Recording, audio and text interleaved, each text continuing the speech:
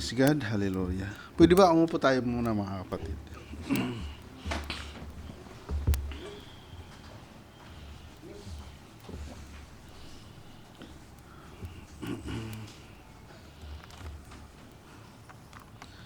Bago tayo magtungo sa ating sa exhortation na pinagkaloob sa atin ng Panginoon sa araw na ito, ay gusto ko rin muna magpasalamat muna sa Diyos dahil sa totoo lang itong buwan na ito ay struggle kami nila Brother Anthony sa aming hanap buhay. Ang totoo, yung aming isang branch, nag-message siya sa akin kahapon, humingi siya ng saklolo. Sabi ko, pareho lang naman tayo. Sabi ko, nasa kagipitan sa panahon na ito ngayon. Sapagkat ang business, sabi ko ngayon ko naramdaman na talagang humina. Kasi hindi lang halos lahat ng mga nakakausap ko, maging yung aming katabi doon na travel agency, sabi niya kung hindi ako magpapautang, wala akong kikitain. Ang problema, sabi niya, meron ako pautang na 300,000 plus. Ang hirap maningil, sabi niya, ang hirap maningil. So, nakikita natin na itong sanlibutan ito ay talagang nandoon sa kalagayan na very uncertain. Subalit, nagpapasalamat ako sa Panginoon dahil ganun pa man, kasi yung aming branch doon, sabi niya, wala akong kinita ngayong buwan na ito. Sabi niya, short talaga. Ang nakikita ko kasing pagkakamali niya ay yung iniasa na lang niya yung kita niya sa kanyang tao, which is wrong. Kasi sabi ko, kung ang tao mo kumita lang ng ganito at eksakto lang o kulang doon sa pang-boundary mo at renta ng shop, sabi ko, wala kang pantapal kasi wala kang gawa eh. Hindi katulad ko, sabi ko, hindi ko inaasa yun sa mga kasama ko. Nagtatrabaho ako kasi just in case na short sila, yung kita ko, pantapal. Ganun lang yun eh. Ikaw kasi sabi ko, feeling mo manager ka, nakasiting pretty ka lang dyan, palista-lista ka lang sa gawa nila. No, hindi ganun. Sabi ko, that is your mistake. Big mistake. So, yung sabi ko, sana matuto ka kasi hindi ka naman magsasuffer, sabi ko. Kasi katulad niya, sabi ko yung suki mo, hindi naman nila makukuha yon kahit anong gawin nila. Sa'yo yun. Kung nagtatrabaho ka, kung hindi ka na nagugupit, wala kang suki. Oh. Mali yun. So, unang-una, nagpapasalamat ako sa Panginoon dahil kahit papano, hindi naman, imagine niyo mga kapatid, 18 years na ako dyan sa trabaho, dito sa Doha. Itong last Eid, very unusual. Araw ng Sabado, yung aming araw ng Sabado, hindi kami bumababa dyan sa 1,000. Brad, mga kapatid, yung araw na yun na one day before the Eid, ang kita namin 650 lang. Sa maghapon na yun, hanggang alauna, kami ni Brother Anthony, 0. Kaming dalawa. Yung dalawa lang ang may gawa. 3 lang. Sabi ko, nakakagulat ito. Sana ang mga tao. So, salamat sa Panginoon dahil the next day naman, nung next Saturday, parang yung aming kulang na yun, binalik naman ng Diyos. Meron pinuno. So, praise God, salamat sa Panginoon kahit papaano. Alam nyo mga kapatid, itong mayroon succeeding na 1 week na talagang nakaka-worry din, nakaka-worry. Katulad noong hindi nung Friday yun na kinabukasan Sabado tapos Linggo last din ng Eid. Kung natatandaan ninyo, nagpaalam kami ni Brother Anthony na uuwi ng maaga, 2 o'clock, hinatid kami ni Brother Johnny.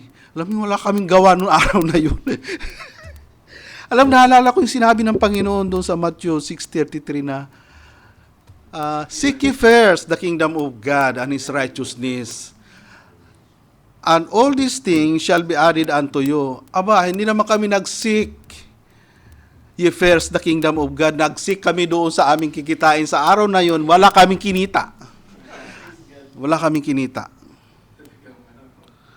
Alam niyo mga kapatid, sabi nga ng ating pastor, sabi niya, ang pagpapala daw, sabi niya, may kaakibat itong sakripisyo. Tama naman, kasi tingnan mo yung babaeng balo na pinuntahan ni Elijah. Mayroon siyang sacrifice na ginawa doon. Hindi naman siya nangatwiran. Elijah, paano yan? Pagka niluto ko ito sa'yo, wala na kami ng anak ko. Di ba parang kami ni Brother Anthony, kung mag-at-isti kami dyan, paano yung aming kikitain doon? Baka may dumating na customer. Wala nga dumating Oh. Kaya yung sabi ng Panginoon na seek ye first the kingdom of God and His righteousness and all these things. Lahat na ito, unahin mo muna siya at lahat ng mga bagay nito, idadagdag na lang sa iyo. Yun ang aming nakalimutan na yun. Kasi nag-worry kami na, baka dumagsa ang customer, wala naman dumating. So, praise God, unang Panginoon, din naman niya tayo pinagkukulang, pero binibigyan tayo ng aral ng Diyos.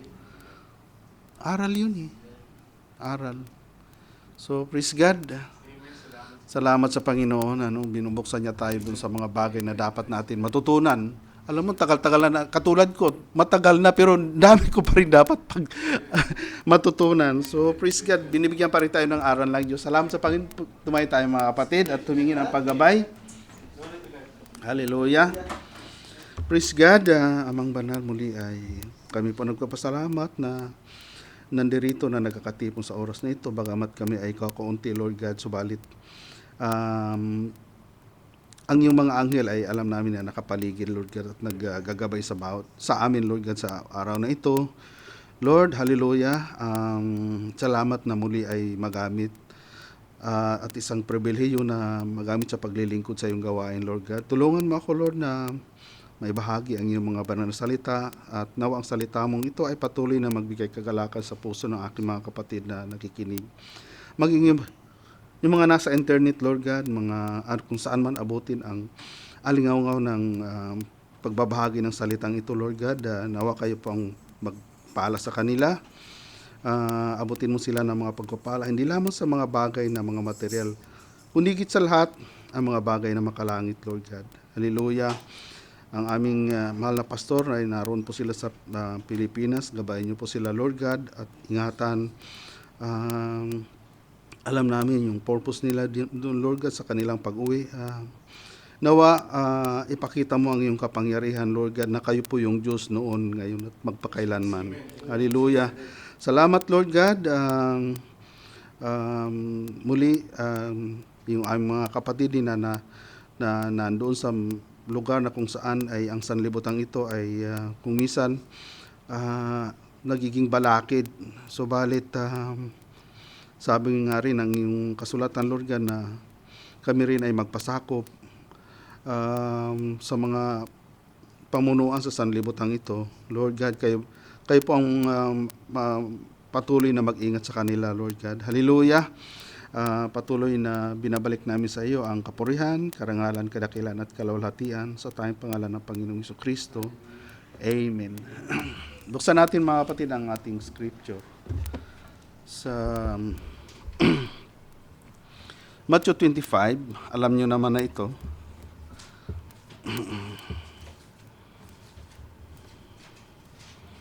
Praise God.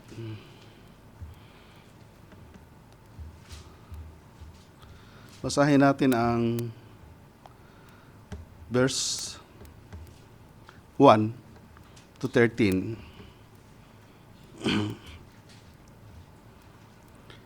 Then shall the kingdom of heaven be likened unto 10 virgins, which took their lamps and went forth to meet the bridegroom. And 5 of them were wise, and 5 were foolish. They that were foolish took their lamps, and took no oil with them, but the wise took oil in their vessels with their lamps. While the bridegroom tarried, they all slumbered and slept. And at midnight there was a cry made, Behold, the bridegroom cometh, go ye out to meet him. Then all those virgins arose and trimmed their lamps. And the foolish said unto the wise, Give us your oil, for our lamps are gone out. But the wise answered, saying, No, not so, lest there be not enough for us and you. But go ye rather to them that sell, and buy for yourselves. And while they went to buy, the bridegroom came, and they that were ready went in with him to the marriage, and the door was shut. Afterward came also the other virgins, saying, Lord, Lord, open to us. But he answered and said, Verily I say unto you, I know you not. Watch therefore, for ye know neither the day nor the hour wherein the Son of Man cometh. Praise God, ang Diyos ang magpala ng kanyang mga banal na salita. Pwede tayo umupo, mga kapatid.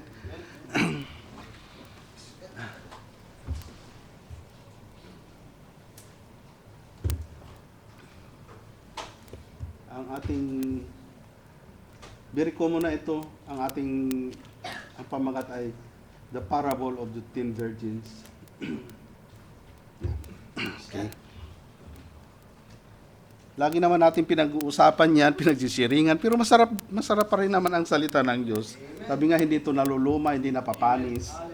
So, sa mga nakakaalam na, paalala na lang doon sa mga hindi pa, maging pagpapala sa inyo mga kapatid. Hallelujah.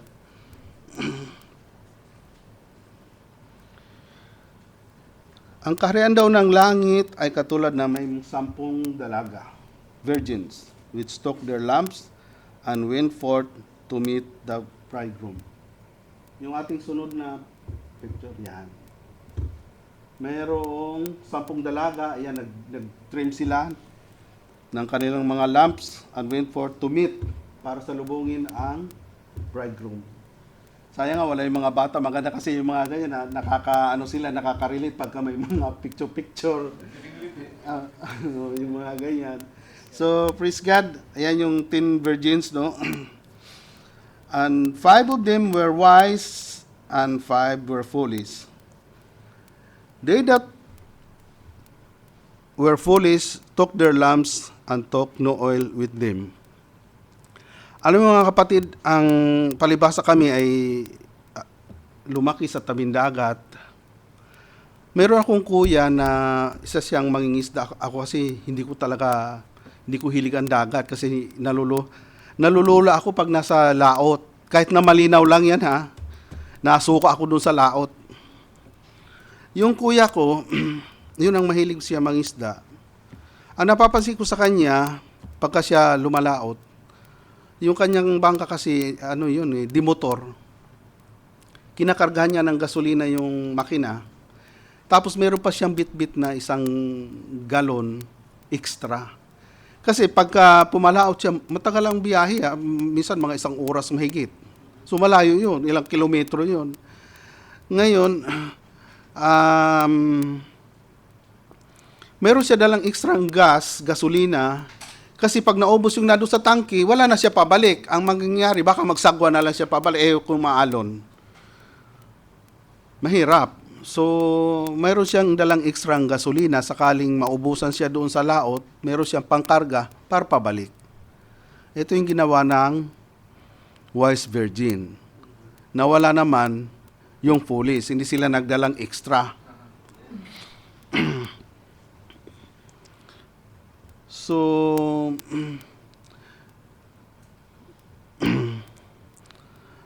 then all those virgins arose and trimmed the lamps.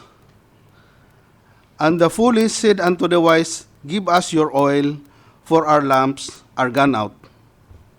Yung kasunod natin, Brad. Ayan. Yung 5, sabi nila doon sa sa mga may extra dala, bigyan nyo kami ng dala nyong oil. Ang sabi niya, tinuro, bumili kayo doon sa nagbibinta. Bumili kayo. Tinuro sila. Ngayon, sino ba ang nagbibenta? Sino ba ang nagtitinda ng oil? Buksan natin ang Isaiah. Ito yung nagbibenta na kanilang pupuntahan. Isaiah 55.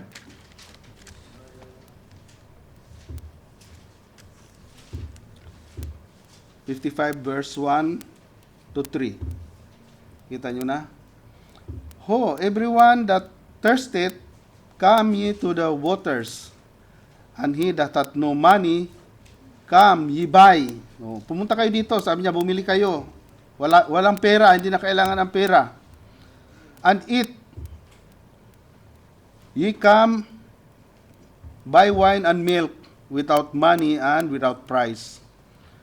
Wherefore do you spend money for that which is not bread, and your labor for that which is satisfieth not? Hearken diligently unto me, and eat ye that which is good, and let your soul delight itself in fathers. Incline your ear, and come unto me, and hear, and your soul shall live, and I will make an everlasting covenant with you, even the sure mercies of David. So siya nagbibinta. Ito yung nagbibinta na itinuro ng mga wise. Sabi niya, doon kayo pumunta sa nagbibinta, pumunta kayo doon, bumili kayo. So yan ang illustration na nung nanghihingi na sila kasi mayroon sumigaw na sabi ng sumigaw, behold, the bridegroom cometh, go ye out to meet him. Salubungin niyo siya, sabi niya.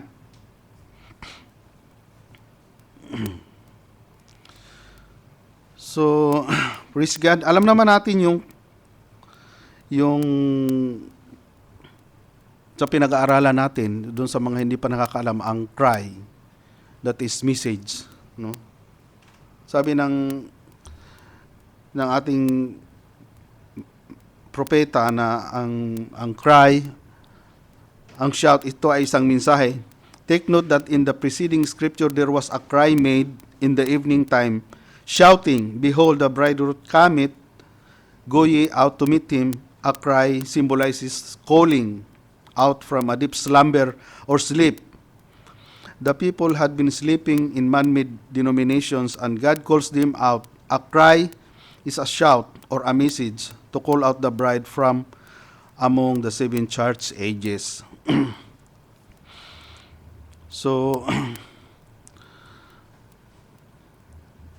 the parable of the wise and foolish virgins applies to our generation, for we are now at the very brink of the coming of the Lord. Every denomination today is looking for the baptism of the Holy Spirit, but according to the Matthew 24, not everybody got it. The wise virgins went in, but the foolish virgins were left behind. So, ito yung mga sinabi ng ating propeta doon sa kanyang message na sudden secret going away of the church. Sabi niya, how many of you all perhaps have read of the virgins? Some were wise and some were foolish. Virgin means purity. They were all good people, every one of them virgin, sanctified vessel of God. Kasi pag sinabing virgin, ito ay malinis, no? Purity. And the others was left out. They were all virgins, every one. People that you couldn't put your finger on for anything wrong. Everyone believed in the coming of the Lord. They were ready to go and meet Him, but some of them left their oil, go out. Don't let that be your case. Sabi ng ating kapatid, huwag maging mangyari sa inyo itong ganitong pangyayari. Keep oil in your lamp. Oil is the Spirit, the Holy Spirit. Never let it drain from you. Huwag daw ma-drain ang Holy Spirit sa atin. When you feel that your love dying away, your sincerity to Christ, sabi niya, quickly go to Him who was the fountain of oil and buy for yourself a filling of the Holy Spirit. Sabi niya kung nangihina, nang lulupaypay, sabi ni Brother Branham, huwag mangyari sa inyo ito. Sabi niya, pumunta kayo dun sa nagbibinta at magkarga, mag-fill.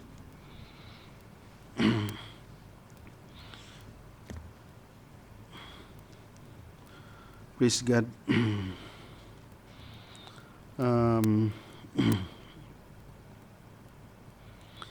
And while they went to buy, doon sa 10, no? Habang itong mga ito ay bumibili sila ng oil,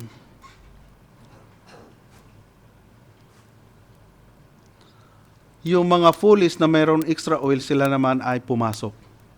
Kasunod natin illustration. Well,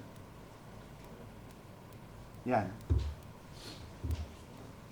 Pumasok na sila dyan, oh. Binuksan na sila ng groom. Pumasok. Yung tanod pinto pala. Hindi siya yung groom. Yung tanod pinto. Pinapasok na yung mga wise para puntahan na yung groom. At pagpasok nila, nilapat na ang pintuan dyan.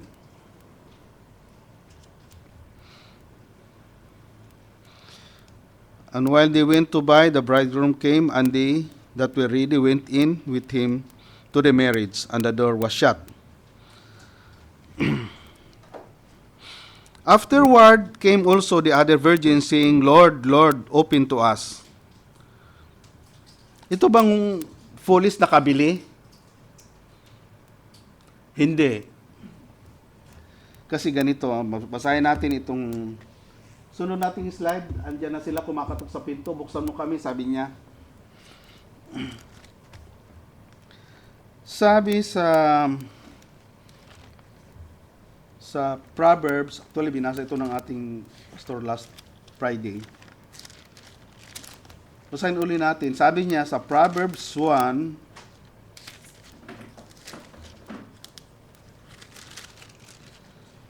sabi niya dito, 24. Sapagkat ako'y tumawag at kayo'y tumanggi. Aking iniunat ang aking kamay at walang makinig. Kundi inyong inuwi sa wala ang buo kong payo at hindi ninyo inibig ang aking saway. Ako naman ay tatawa sa kaarawan ng inyong kasakunaan. Ako'y manunuya pagka ang inyong takot ay dumarating. Tumawag ako, sabi niya, hindi kayo nakinig. Sabi, hali kayo dito, bumili kayo. Oh. Nakabili ba sila? Tingnan natin itong sinasabi sa Amos. Buksan natin yung Amos.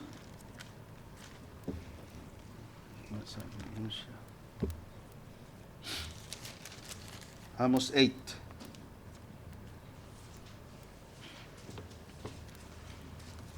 Kita nyo na? Behold, 11. The days come, saith the Lord, that I will send a famine in the land, not a famine of bread, nor a thirst for waters, but of hearing the word of the Lord. And they shall wander from sea to sea. Naghanap sila sa 12. And from north even to the east, they shall run to and fro to seek the word of the Lord, and shall not find it. In that day, shall the fair virgins and young men faint for thirst. Hindi na sila nakabili.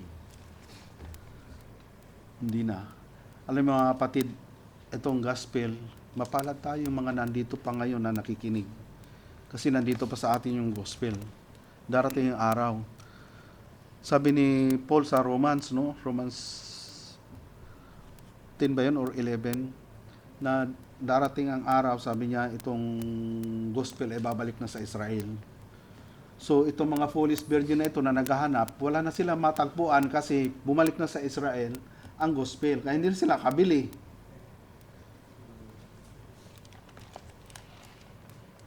Hindi na sila nakabili. Ito nagkaroon na ng tagutom dito. Sabi ng salita, sabi ni Propeta Amos, hindi nagkaroon ng tagutom sa tinapay kasi hindi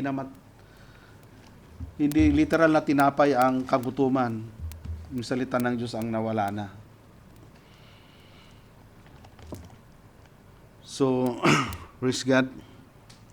Pagbalik nila, kumakatok sila sa pinto. Sabi niya, Panginoon, Panginoon, buksan mo ang pinto. Ang sabi ng Panginoon sa kanila, hindi ko kayo nakikilala. Magsilayo kayo.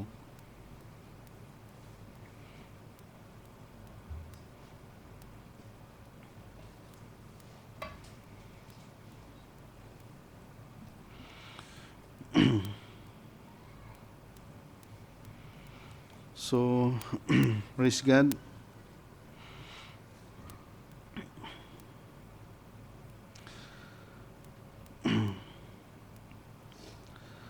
So, time was over for Lot, sabi niya. There was 10 virgins went out to meet the bridegroom, and half of them have an oil in their lamp, and half of them didn't. That's the part of the body that's dead and the part that's alive.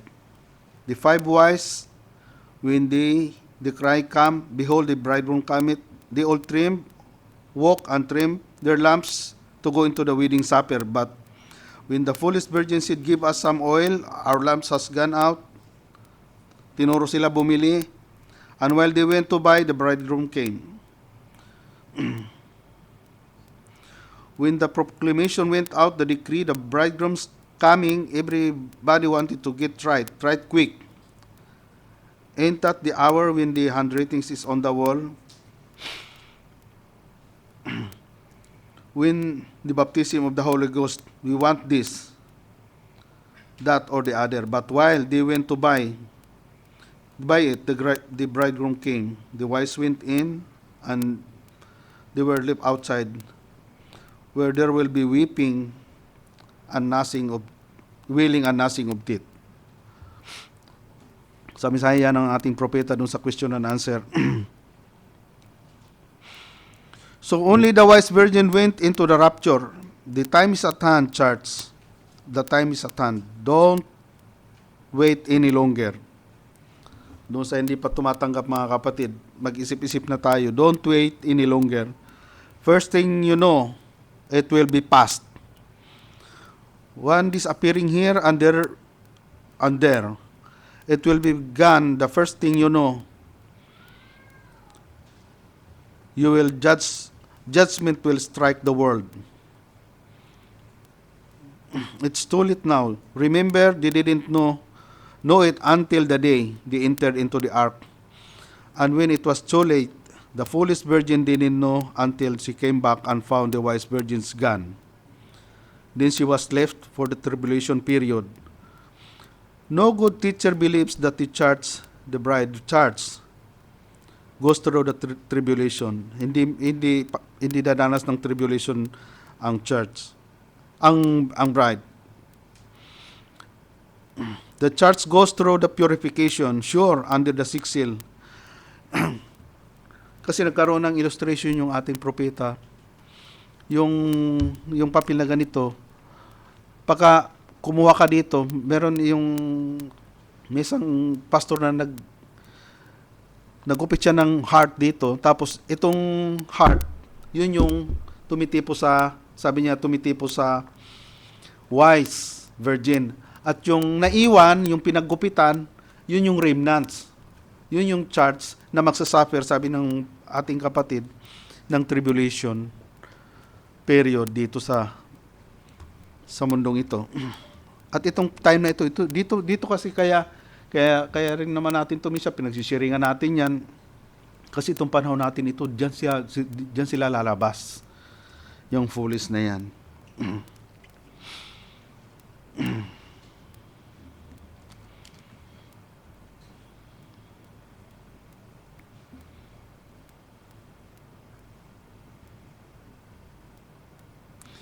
Now, sabi niya, if you were with us in the last teachings in Revelation, you find out there that those virgins, the 5 foolish virgins, were not lost, but they were not permitted to go into the wedding supper, but they suffered persecution and was martyred.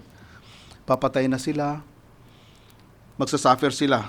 Kasi may sa tribulation, meron squeezing time na yun. And was martyred and raised again in the general resurrection in the last day. Those are the people where he separated the sheep from the goats. Well, Brother Branham, don't we stand the charge?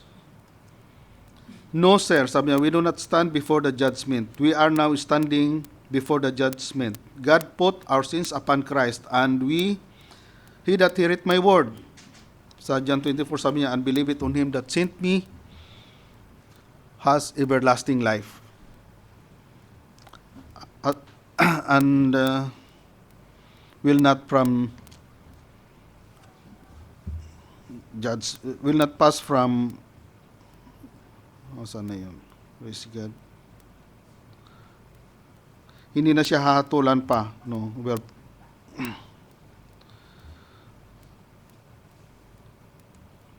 he that heareth my word and believeth on him that sent me has everlasting life.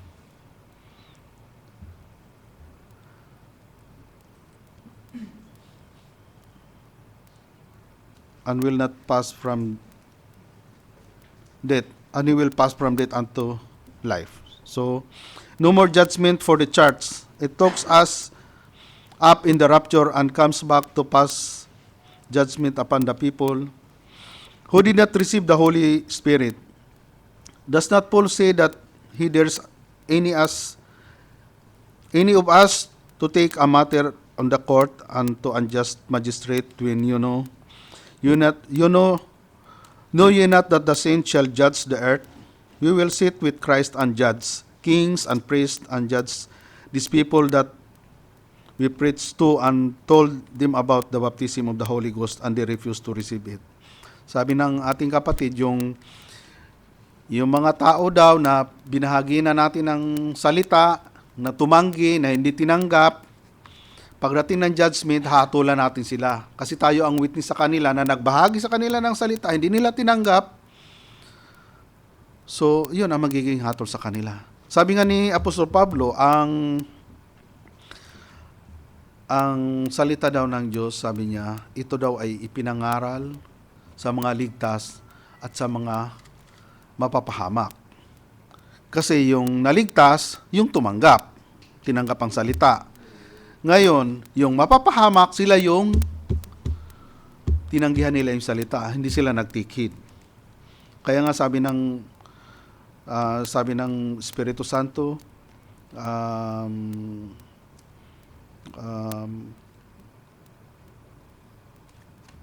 tayo daw ay makinig sa tinig ng Espiritu Santo. Napaka-importante, mga kapatid.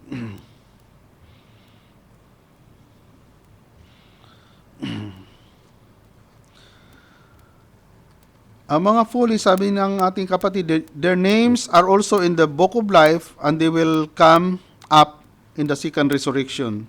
Such are the foolish virgins and the righteous, as are spoken of in Matthew 25. In this class also are those who do not worship the beast. Hindi na sila nagpatatak.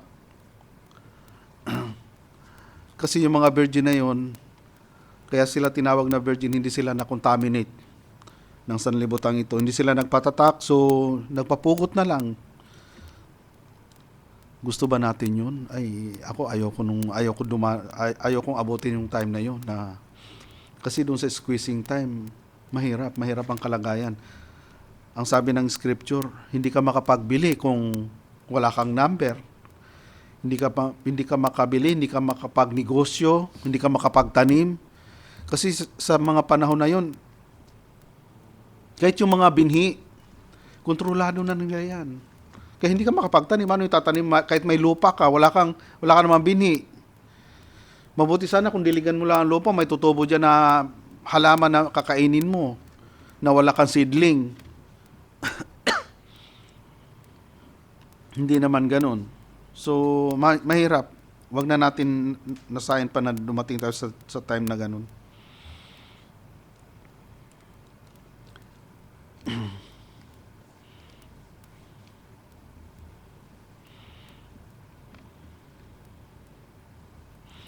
So in this class also are those who do not worship the beast or become involved in the Antichrist system, but die for their faith, even though they are not in the bride, but having been born again. But they will come up in the second resurrection and go into eternal life. In the second resurrection, wherein the foolish virgins come up, notice that they were virgins. They did not have the Holy Spirit, so they missed being in the bride, while the 5 wise who had oil became a part of that bride. But these people, being separated, God-loving people, and trying to abide in the Word, according to what they knew of it, yung kanilang naintindihan, kanilang naunawaan, and being a help in the work of the Lord will come up. O kasi itong mga foolish virgin, pwede rin sabihin natin ito yung mga tao na sa panahon ng kumisan nga, magtataka ka rin kahit sabihin natin na yung mga hindi naman natin pananampalataya, may mga bait din sa kanila nakakatulong din. So marahil doon sila babagsak sa ganong kategory. But these people, being a separated, God-loving people and trying to abide in the Word, according to what they knew of it, and being a help in the work of the Lord, will come up at the end of time. They will miss the millennium, which you can begin to see by this truth in such more important and wonderful than we have ever thought or believed. So, praise God. Balikan muna natin yung ating kaninang meron lang ako dito ipakikita sa inyo mga kapatid. Itong sinabi niya na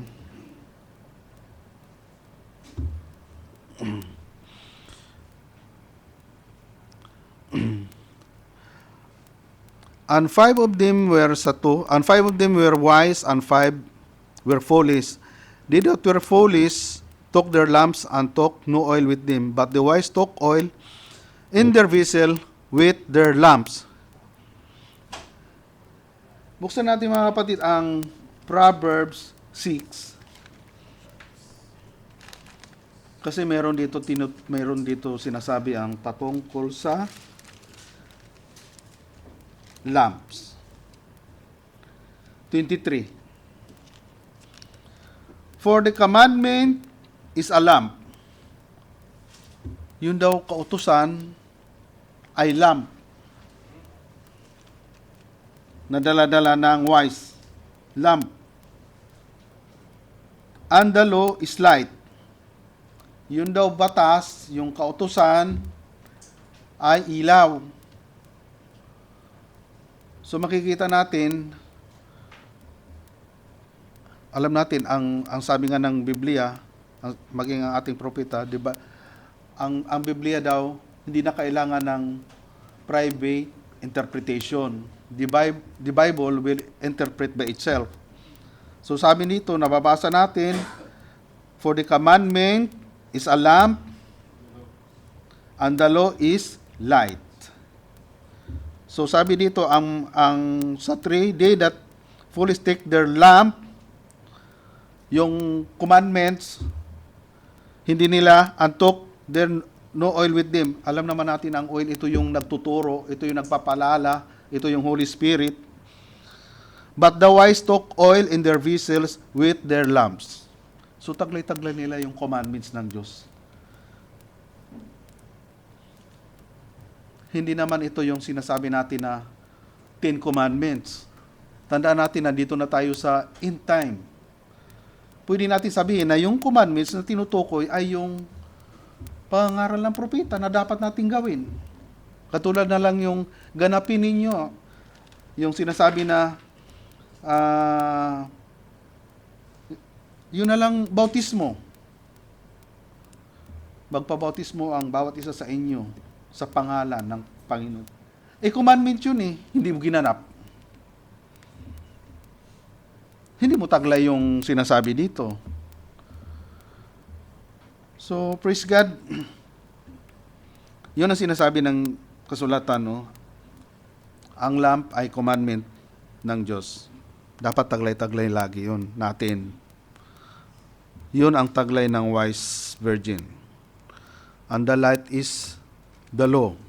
Sabi nga ng Panginoon, ako ang katuparan ng batas, ng kautusan, sabi niya. Naparito ako hindi upang sirain ang kautusan, ang batas, kundi ganapin. So, sabi nga niya sa John 8:12, ako ang ilaw ng sanlibutan. Ang sumusunod sa akin, sabi niya, ay hindi lalakad sa kadiliman. So, yun mga kapatid. Ngayon, punta tayo doon sa last nating slide. Ayan, meron tayo dyan. Comparison. Ayan. Ito. Tingnan natin. Ayan, nababasa natin. Ang foolish virgin, dadaan sila ng tribulation period. Subalit ang wise, siya ay tipo ni Enoch. Siya ay na-put up. Na-rapture. Ang foolish virgin didn't have the oil. No Holy Ghost. Have the oil. Yung wise. Meron siyang taglay na oil. Alam naman natin ang oil, it's the Holy Ghost. Indwelling. Ang foolish virgins, they are justified and sanctified only. Hindi kasi sapat yung na-justify ka lang. Hindi sapat yung na-sanctify ka lang. Kailangan meron ka rin baptism of the Holy Ghost. Ito, inaring ganap, pagpapakabanal, sanctified. Hindi ka naman nabautismuhan ng Espiritu Santo, kaya wala rin. Dahil tandaan natin na ang Holy Ghost ito ay laging tagapagpaalala, tagapagturo natin. Ang foolish virgin left behind in the tribulation, but the wise goes in the rapture. Have the gifts, ang foolish, they have the gifts, but ang wise, they have the giver of the gifts. Yung nagbigay ng gifts, ay taglay din nila. Ang foolish, they are lukewarm and dilatory, but the wise is on fire for God. Amen. Ang foolish, they have the mechanics only, Amen. but the wise have both mechanics and dynamics. Amen. The foolish, they are called.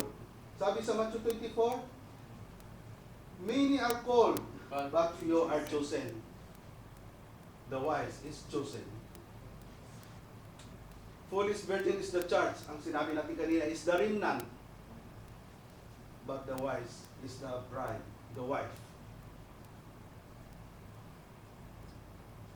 Lives outside the holy city. Ang foolish virgin, hindi sila nandun sa loob ng city, which is the Jerusalem, city of Jerusalem. Yung bumababa galing sa langit. But the wise lives inside the palace. Saved by torture. Gusto nyo ba yan? Yung torture pa? Yung mga hindi tumatanggap? Aba, yung natutorture ngayon sa kulungan, tingnan nyo. Yung si ano nga lang, sino yung sundalo na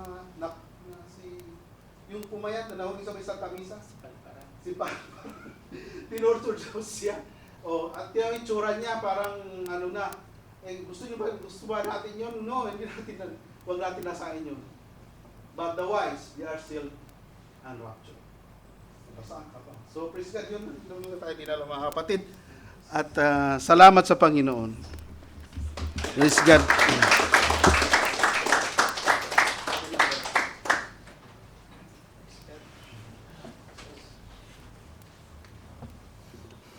Praise God.